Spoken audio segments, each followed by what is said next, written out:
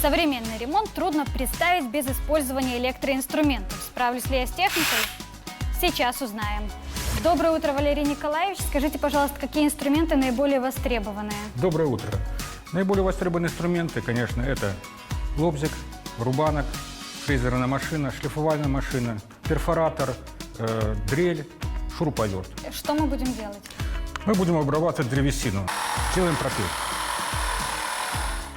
Мне кажется, даже самая хрупкая девушка справится с этой работой. Естественно. Так, это рубанок. Это аккумуляторный рубанок. Ну и у нас что осталось после этого? Осталось нам пошлифовать. Легко вообще. Ты как будто глажешь. Если необходимо где-то рамочку подстрогать, мы берем рубанок. Или обычно, если деревянные двери в доме, зима-лето, то рассыхается, то мы можем подстрогать. Шлифовальная машина для шлифовки и для резки металла. Ой, честно говоря, я боюсь. Ух ты!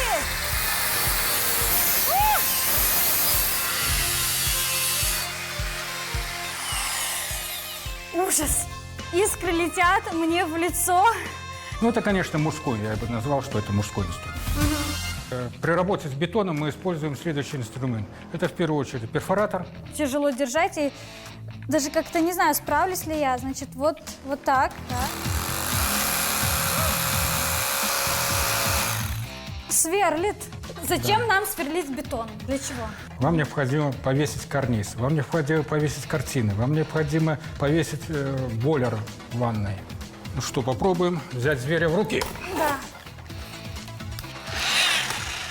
Вы сразу в бой рветесь? Нет, это нечаянно, я просто...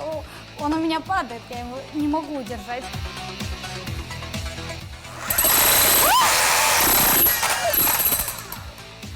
Я не сломала? Нет, вы не сломаете. Главное, чтобы вы руку не сломали. Ну вот. Да ладно, руку не жалко. Дубль 2.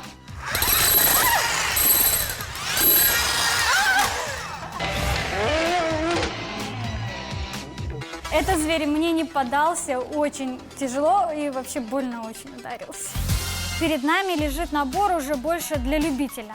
Это набор инструмента, можно сказать, домашний инструмент, к нему профессионально не отнесешь. Это XO-система, шуруповая отвертка, можно сказать. Но самое главное, к нему имеются насадки, мы можем для сверления в труднодоступных местах.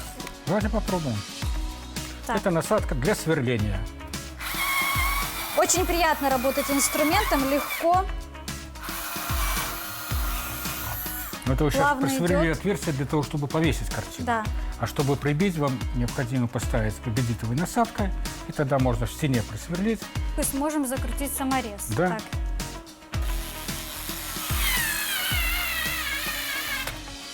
Есть.